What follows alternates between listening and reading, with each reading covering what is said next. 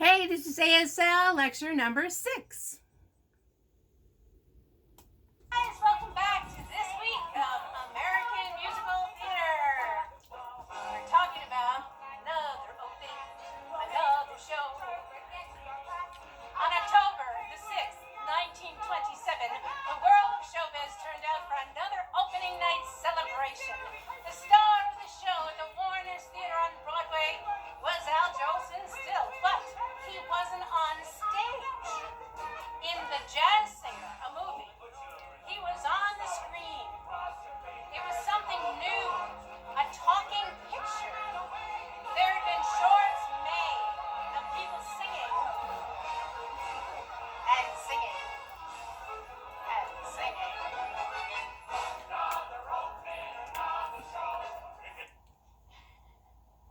But there had never been a movie of an actor singing and talking and integrating scenes and songs.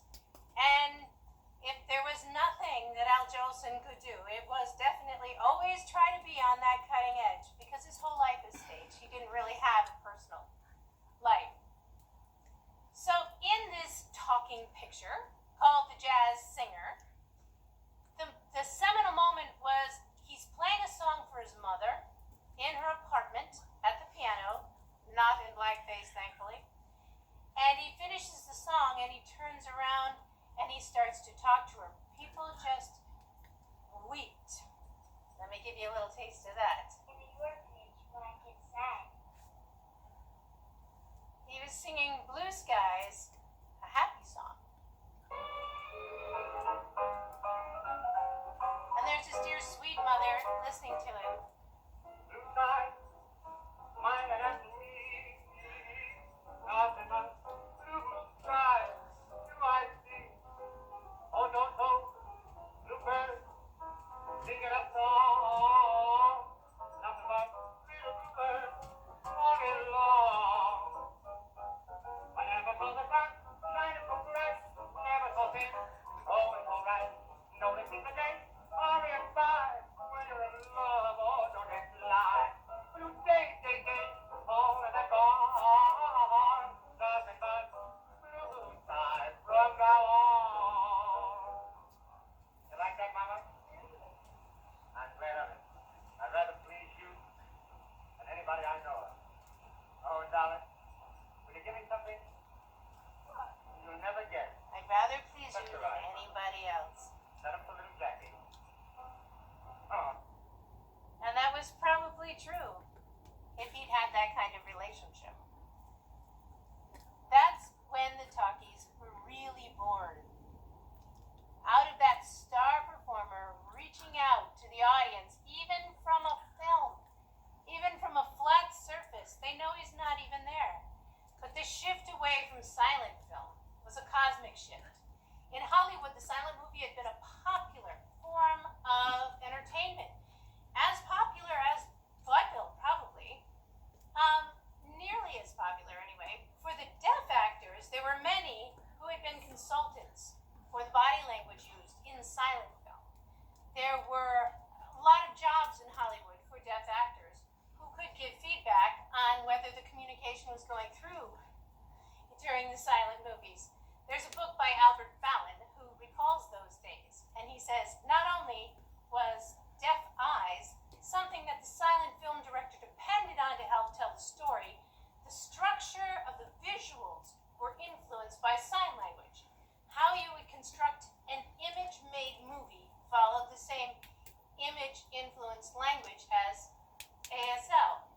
So the structure of the visuals being influenced by sign language, how one image connected to another, how the story was constructed. And what was interesting to me is how respected the deaf community was at that time. They used deaf people to consult on the movies.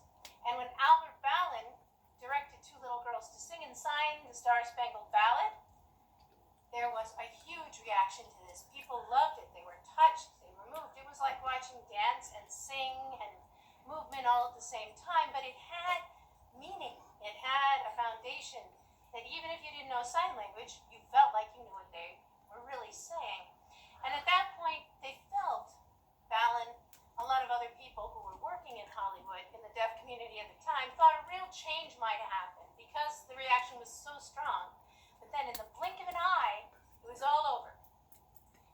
Sadly, the industry had moved to talkies, which now put it in very direct competition with Broadway.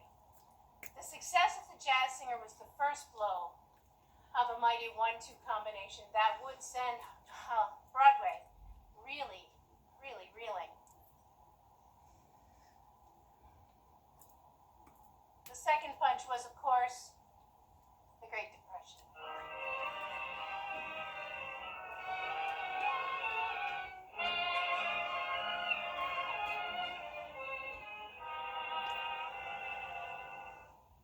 They used to tell me I was building a dream, and so I followed the mark.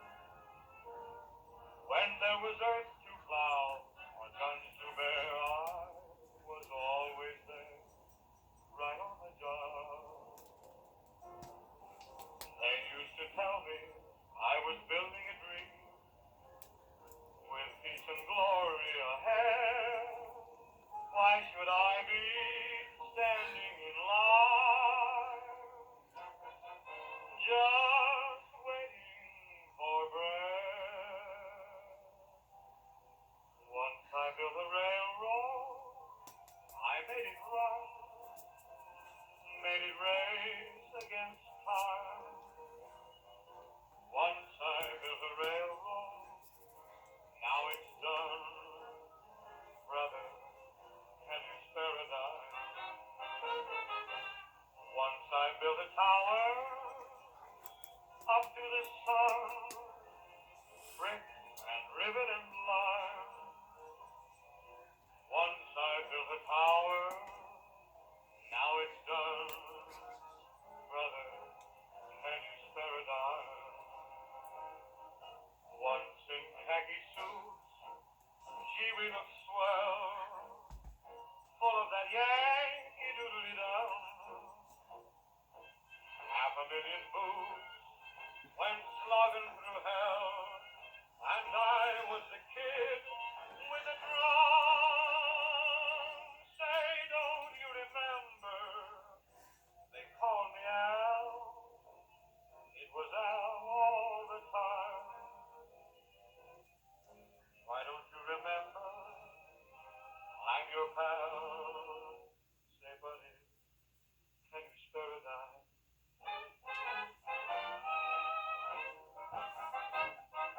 Once. It got to be very desperate times. People were absolutely on the street, having been kicked out, evicted, lost all of their money, everything they had. The crash of the stock market in October of 1929 put an end to Broadway's feverish expansion. The collapse of Wall Street was best captured in the slang used to describe an act that flops. It laid an egg. In theater trade papers, like Variety, they printed, "No joy on sale, Broadway kicked, healed, punched, and gouged by Wall Street, who came within an inch of its nightlife last week, shattering all records for gloom in the country." The bottom dropped out of hilarity. The biggest producer on Broadway, I've been talking about him since we started, Florenz Ziegfeld. He was hit the hardest. When the stock market began its alarming plunge, he was in court. He was testifying because he was unhappy over a $1,600 bill for a marquee sign. By the time he left court, Broadway's greatest showman had lost over $3 million, and those are $1929, so he was broken. People said they'd never seen Ziegfeld like this before. His daughter, Billie Burke, remembers pulling his head down and taking him into her arms and saying, "Oh, the poor old darling." And what Ziegfeld said through his great struggling sobs was, "I'm through. Nothing can save me." All of those shows, all of those actors, all of those people who worked for him, they were all out of work too.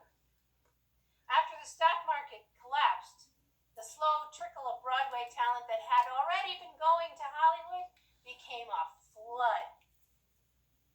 People were heading out to where they thought they'd be able to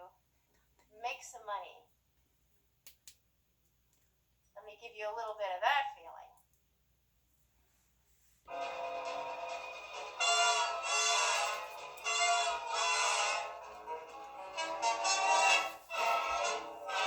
When the wintry winds start blowing and the snow is starting to fall, then my eyes turn westward knowing that's the place that I love best of all. California, I've been blue since I've been away from you. I can't wait till I get going. Even now, I'm starting to call. California, here I come, right back where I started from, where bowers of flowers bloom in the spring. Each morning at dawning, birdies sing and everything. A sun-kissed miss said, don't be late. That's why I can hardly wait. Open up that golden gate, California, here I come.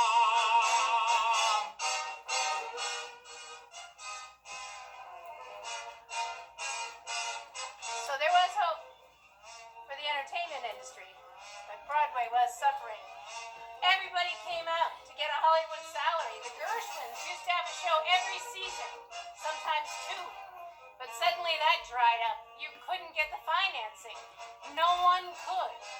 And they came out to Hollywood and they started writing pictures. All kinds of pictures. But the most interesting thing is all of their pictures were about living in New York and doing Broadway shows. They had everyone out there. They had the Gershwins, Rodgers and Hart, Marilyn Miller, Florence Ziegfeld tried. Fred Astaire. Fred Astaire's first appearance in a movie, he was himself Fred Astaire. In Flying Down to Rio, he was that big a star on Broadway, but unknown in Hollywood. Besides adapting Broadway hits, Hollywood created flimsy backstage stories about the production of musical comedy. When you review those films, 1930s and 40s, they may have been made in Hollywood, but the subject matter always dealt with New York City because New York was the center of America, and of course it was natural that Hollywood would be attracted to the world and the mythology of Broadway. The world still wanted Broadway, even if it was a movie version of the Broadway hoofer. They wanted to see Broadway as if through a keyhole with the backstage stories. At least 100 movies made in the first, let's say 5 years of talking pictures incorporated the world of Broadway. The first talking picture to win an Academy Award, for example, was the Broadway Melody. The world of Broadway had actually become the world of American entertainment. Give you a little Broadway Melody.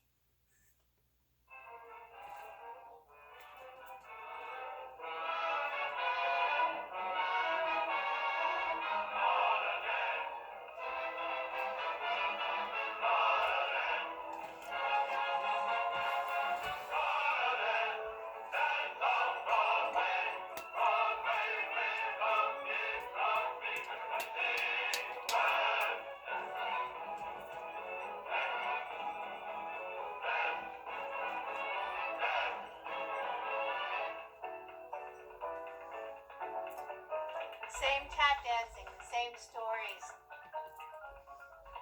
The same type of Broadway reviews that had worked so well on Broadway are now in Hollywood. Everybody came out to get that Hollywood salary. They were hungry. And in the movies, Broadway was a magical world. It was the place where anything could happen. And so it was perfect for the magical realm of this new technology of film. You're going out a youngster, but you'll come back a star. That's the Hollywood myth about Broadway, and it's the Broadway myth about itself. Plenty of people can make a living, but only a few truly become stars. But isn't that true of any business? Plenty of people can get a paycheck, you can get a job. but only a few get to be CEO. Same thing. You don't even know the names of more than half of the people who make their livings, their whole life, doing Broadway and doing regional and doing summer stock and doing theater. There are plenty of people who are doing that. You just don't hear about them. They're not the stars.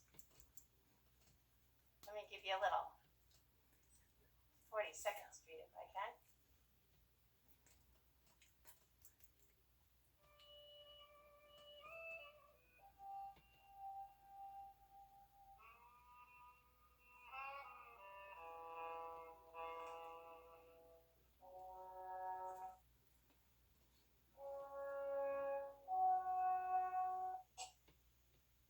From the 50s, singles and dance, sexy ladies from the 80s who are indiscreet, side by side, they glorify where the underworld can be believed, where the underworld can be believed.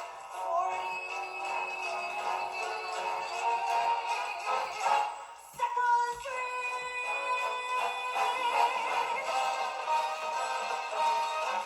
I ended with a big tap number.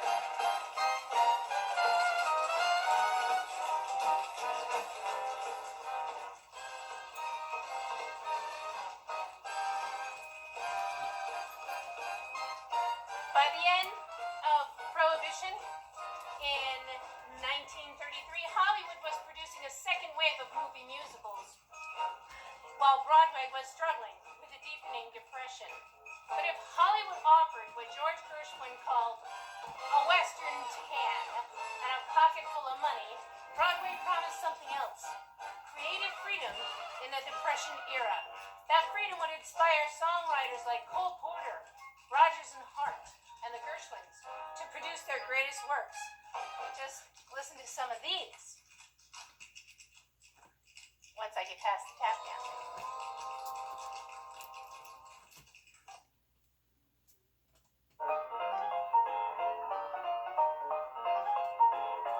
Now, Cole Porter, if you've started to get interested in the lyrics of things, you should look at any Cole Porter song.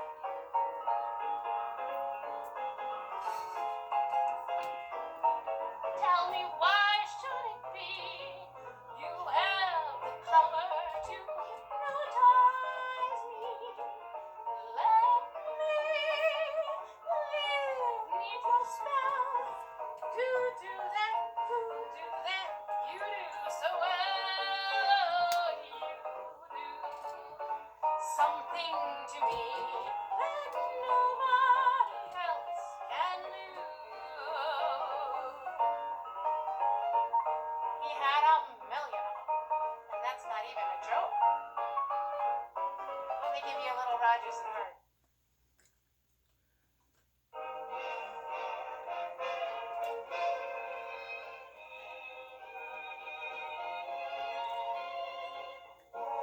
I took one look at you, that's all I meant to do, and then my heart stood still. My feet could step and walk, my lips could move and talk, and yet my heart stood still. Though not a single word was spoken, I could tell you knew. That unfelt clasp of hands told me so well you knew. I never lived at all until the thrill of that moment when my heart stood still.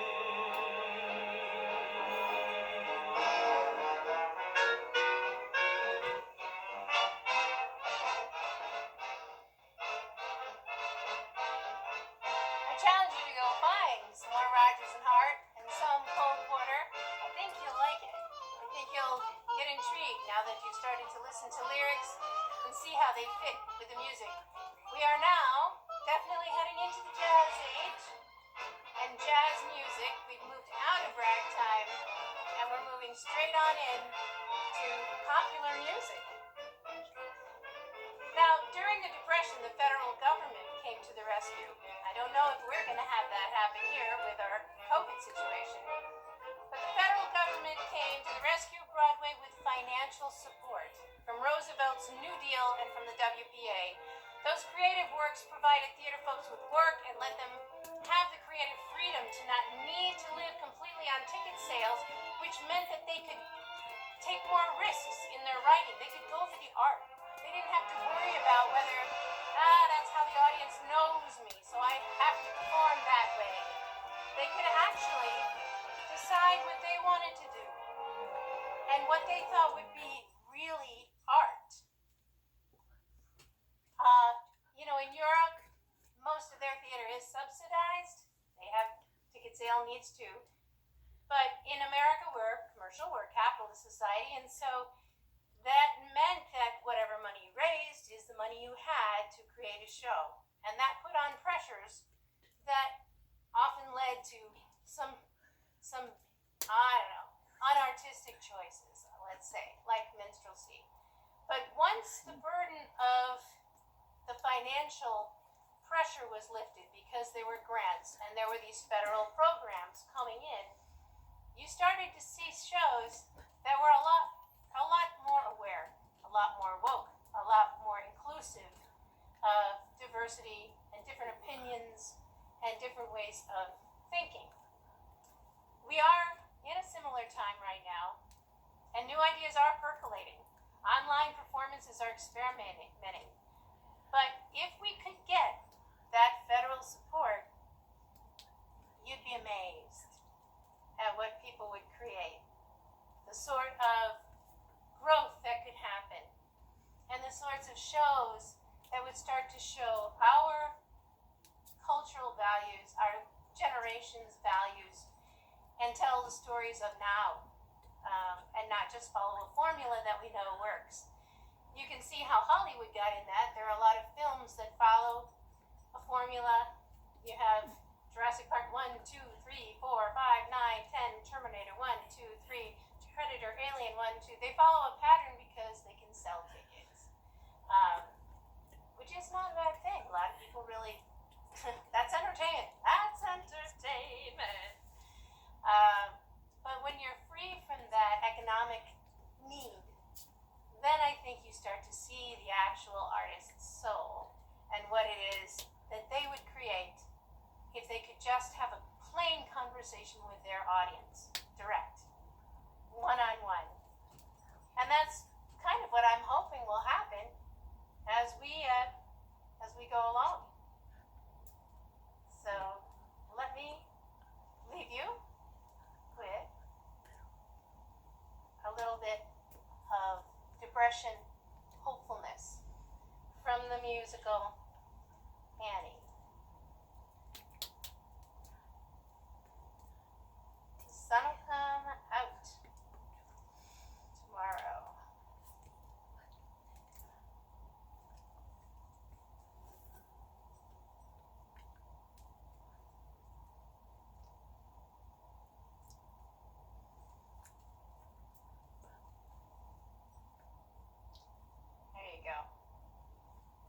Whether they live or die with your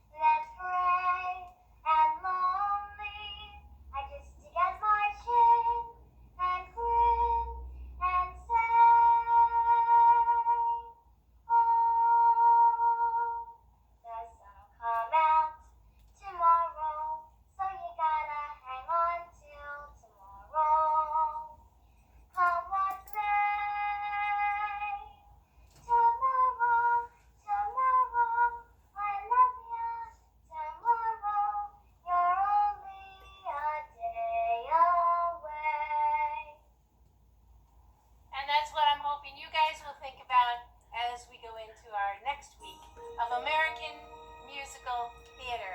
Talk to you soon. Bye.